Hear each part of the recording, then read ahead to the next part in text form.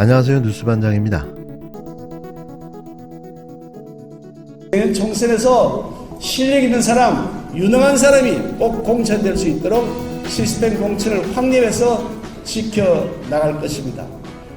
많은 사람들이 이런 말씀들을 하십니다. 검사 공천하지 않겠느냐, 검사 공천하지 않겠느냐, 검사 공천하지 않겠느냐, 검사공되지 않겠느냐 하는데 천만의 말씀입니다. 그럴 가능성 전혀 없다고 여러분에게 장담해서 확실하게 말씀드릴 수가 있습니다. 실력 있는 사람이, 유능한 사람이 공천받고 그 시스템, 투명한 시스템 공천에 의해서 경쟁력 있는 후보가 우리 공천을 받아서 당당하게 내년 총선 압승을 이끌어 나갈 수 있도록 제가 당대표로서 역할과 책임을 다해 나갈 것입니다. 313일 앞으로 다가온 제22대 국회의원 선거. 총선이 1년도 채 남지 않았습니다. 이번 총선에는 윤석열 독재 검찰공화국에 윤핵관으로 불리는 검핵관들이 대거 공천을 받아 출마한다는 말들이 많았는데요. 실제로 이 말이 사실로 확인되고 있습니다. 왜 슬픈 예감은 단한치의 예상도 빗나가지 않는 걸까요? 행정부와 사법부를 장악한 윤 대통령이 이제는 입법부마저 자신의 검찰 측근들로 채우겠다며 명실상부한 독재검찰 공화국의 완성을 위한 총력전에 나섰는데요. 이는 자신의 탄핵을 막고 자신의 퇴임 후 안전보장과 차기 대선까지 내다본 포석으로 보입니다. 이 폭주를 누가 막을 수 있을까요? 이걸 막을 수 있는 건 오로지 국민들밖에는 없어 보이는데요. 이게 이번 총선이 더욱더 중요한 이유인 거죠. 윤 대통령의 총선 개입 군불대기, 국정 운영부터 똑바로 하십시오. 윤석열 대통령 측근들의 22대 총선 출마가 가시화되고 있습니다. 대통령실 인사들이 줄줄이 출마 예정자로 거론되는 가운데 이동석 행정관은 공식적으로 출마 의사를 밝혔습니다. 윤석열 사단의 막내 검사였던 이복현 금감원장도 기존 입장을 뒤집고 출마를 시사하고 나섰습니다. 출마할 생각이 전혀 없다더니 1년 만에 임명권자가 있는 만큼 임기를 채울지 말지를 언급하는 것은 조심스럽다라고 말을 바꾼 이유가 무엇입니까? 결국 자신의 출마가 윤심에 달렸다는 고백 아닙니까? 이미 대통령의 언질이 있었다고 의심할 수밖에 없습니다. 윤 대통령이 국민의힘 전당대회에 깊숙이 개입하며 바지 대표를 앉힌 이유가 더욱 명확해졌습니다. 총선 공천 개입을 위한 밑그림을 다 그린 것입니까? 대통령실과 정부 경력이 친윤 인사의 정계 입문용 스펙으로 쓰인 것입니다. 다들 이토록 잿밥에만 관심을 두니 국정이 엉망인 것입니다. 윤 대통령은 용산 대통령실을 국민의힘 총선 캠프로 삼을 작정입니까? 대통령이 국정과 국민의 삶은 뒷전이고 오직 총선을 통한 권력 안정에만 골몰하니 대한민국의 미래는 암울합니다. 대통령의 업무는 선거에 있지 않고 경제와 민생 또 외교와 안보에 있습니다. 본인이 해야 할 일부터 똑바로 하십시오. 더불어민주당은 2일 윤석열 대통령 측근들의 22대 총선 출마를 두고 다들 잿밥에만 관심을 두니 국정이 엉망인 것이라고 강도 높게 비판했습니다. 강선우 대변인은 이날 국회 소통관에서 기자회견을 열고 대통령실 인사들이 줄줄이 출마 예정자로 거론되는 가운데 이동석 행정관은 공식적으로 출마 의사를 밝혔다고 전했는데요. 그러면서 윤석열 사단의 막내 검사였던 이복현 금감원장도 기존 입장을 뒤집고 출마를 시사하고 나섰다며 윤 대통령이 국힘당 전당대회에 깊숙이 개입하며 바지 대표를 앉힌 이유가 더욱 명확해졌다. 총선 공천 개입을 위한 밑그림을 다 그린 것이냐고 쏘아붙였습니다.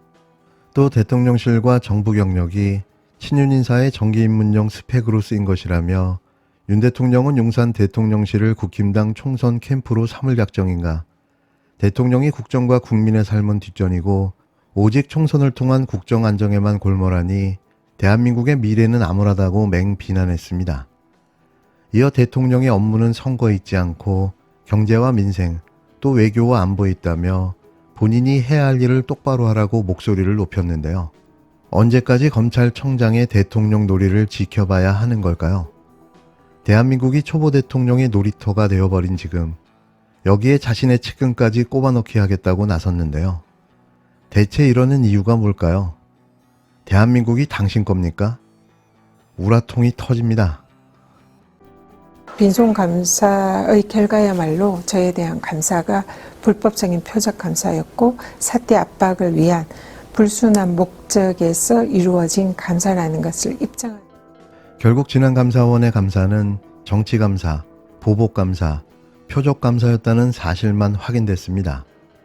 윤석열 정부의 보복의 도구가 되어버린 감사원, 그 추악한 몰골이 만천하에 드러나고 말았는데요. 전현희 국민권익위원장에 대한 특별감사를 벌여온 감사원이 조사 10달 만에 결격 사유가 없다는 결론을 내렸습니다. 이는 너무나도 당연한 결과인 거죠. 정권 출범 직후부터 여권의 사퇴 압박을 받아온 전 위원장은 감사원 감사가 정치감사, 표적감사였다는 점이 드러났다고 비판했는데요. 문재인 정부에서 임명된 전현희 국민권익위원장은 윤석열 정부 출범 이후 국무회의에 참석을 거부당했습니다. 업무보고도 제대로 할 기회를 얻지 못하면서 노골적인 사퇴 압박을 받아왔는데요. 감사원이 지난해 8월 전 위원장에 대해 특별 감사에 착수했습니다. 누가 봐도 사퇴를 압박하고 강제 퇴출시키려는 시도였는데요. 추미애 전 법무부 장관의 아들 군특혜 의혹과 관련해 권익위 유권 해석에 부적절하게 개입했고 상습적으로 지각하는 등 근무 시간을 제대로 지키지 않았고 감사원의 감사를 방해했다는 의혹이었습니다. 고강도 감사를 못 이긴 권익위 부위원장이 사퇴까지 했지만 10개월 만에 나온 결론은 예상대로였는데요. 감사원은 쪽팔려서 어떡하나 싶습니다. 감사 결과를 최종 심의 의결하는 감사위원회의에서 최재해 감사원장을 제외한 감사위원 6명 모두 불문, 즉 부결을 던진 것으로 알려졌는데요. 다만 채용 과정과 출장비 사용 내역 등에서 문제를 발견했다며 기관인 권익위에 주의를 통보한 것으로 알려졌습니다. 이 같은 결과에 이번 감사를 주도한 유병호 사무총장이 격렬하게 항의했다는 뒷이야기도 나왔는데요. 전 위원장은 표적감사라는 게 드러났다며 위원회가 정의로운 결정을 내렸다고 밝혔습니다. 전 위원장이 최재해 감사원장과 유병호 사무총장을 직권남용 혐의로 공수처에 고발했는데요. 이 사건은 현재 수사 중입니다. 윤석열 정부 들어 감사원의 감사는 권익위원장뿐만 아니라 전임 문재인 정부의 인사와 정책을 정조준해 왔는데요. 누가 봐도 정치 보복을 위한 코드 감사, 정치 감사였습니다. 감사원장 스스로 감사원이 대통령 국정 운영을 지원하는 기관이라고 말해서 논란을 부르기도 했는데요. 윤석열 대통령 취임 한 달여 만에 정부는 서해 공무원 피격 사건 결과를 180도로 뒤집었습니다. 바로 다음 날 감사원이 해경과 국방부에 대한 특별 감사에 착수했는데요. 임명 이틀차 유병호 사무총장의 지시였습니다. 이후 감사원은 서훈 전 청와대 국정안보실장, 서욱 전 국방부 장관 등에 대한 수사를 의뢰했고 문재인 전 대통령에게도 서면 조사를 통보했는데요. 감사는 전 정부의 주요 정책을 목표로 삼았습니다. 탈원전 정책의 수혜를 받은 신재생에너지 사업과 소득주도 성장 정책이 감사를 받고 있고 코로나19 대응과 이와 관련된 재정지원 정책도 올해 감사 대상에 올라와 있는데요. 누가 봐도 그 의도와 목적은 명확해 보입니다. 청와대 재직 시절 소득주도 성장을 설계한 홍장표 KDI 원장은 감사의 부담을 느껴 임기를 2년이나 남기고 사퇴했는데요.